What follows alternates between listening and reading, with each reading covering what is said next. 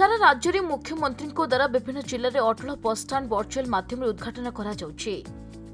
नवरंगपुर जिला कोसागुमड़ा ब्लॉक को कोडिंगा ठारे अटल बस स्टाण्ड उद्घाटन कर कार्यक्रम में नवरंगपुर विधायक गौरीशंकर माझी, डाबुगा विधायक मनोहर रंधारी और अन्य कर्मचारी माने जोग देथिले। कोडिंगा अंचलवासी निहाती एक बस स्टाण्ड आवश्यकता रही सरकार तरफ बस स्टाण्ड उद्घाटन होइथिबारु विधायकों को तथा सरकार को अंचलवासी धन्यवाद जणाइछन्ते। बस स्टाण्ड रे रहिबा पानीय जलर व्यवस्था भली अनेक सुविधा रही लोकों सुविधा पई मुख्यमंत्री सबुबले चिंता करुथिबा नै विधायक कहिथिले। तेबे ही उद्घाटनी उत्सव में हजार संख्यार अंचलवासी उपस्थित थिबा बेले वर्तमान नुआ बस स्टाण्ड हेउथिबारु बेस खुशी थिबा देखिबाकु मिलिथिला। कोडिंगा ठारे नूतन बस स्टाण्ड आज इनागुरेशन करागला। आपण जानिछंती कोसागुमड़ा ठारे गोटे बस स्टाण्ड हेतिला हेबा जोगु कोडिंगा अंचलवासी विभिन्न समय रे सेमानकर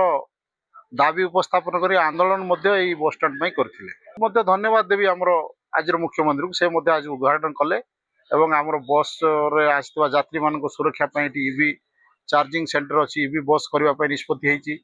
एवं एटारे किबळी भाबरे यात्री माने आसी रात्रि मध्य महिला यात्री आसी सुरक्षित रहि परिबे समस्त प्रकार सुविधा करबा पई जो निष्पत्ति हेछि निश्चित भाबरे आमे अत्यंत खुशी एवं अंचलवासींकर जो दाबी थिला आज ता पूर्ण हेछि सेति पई मु अत्यंत खुशी। बड़ खुशीर कथा लोकप्रिय मुख्यमंत्री आज 6701 कोटी टंकार सड़क एवं पूर्त विभाग विभिन्न परिवहन विभाग बस स्टैंड ब्रिज एवं घर रास्ता घाट उद्घाटन करते से भीतर बड़ खुशीर कथा जे 9 कोटी 25 लक्ष रु अधिक टंकार निर्मित सुंदर आमर कोडिंगार बस स्टैंड भी आज उद्घाटन करचंती। तार सहित ई बस ई चार्जिंग सेंटर आ खुशीर कथा जे लोकंकर दिन धरिक नवरंगपुर डिमांड थिला जे ब्लॉक रु कनेक्ट करिवो डिस्ट्रिक्ट हेडक्वार्टर को एवं विभिन्न प्रकार जो विद्यालय अच्छी आम बस जो अच्छी आपणकर गवर्नमेंट स्कूल प्राइवेट स्कूल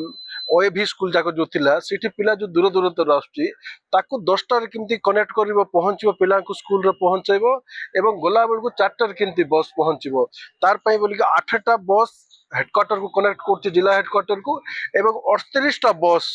पुणी तार रास्ता घाट बदल किमती सुविधा रे लोक यातायात करेंगे स्टूडेंट यातायात करेंगे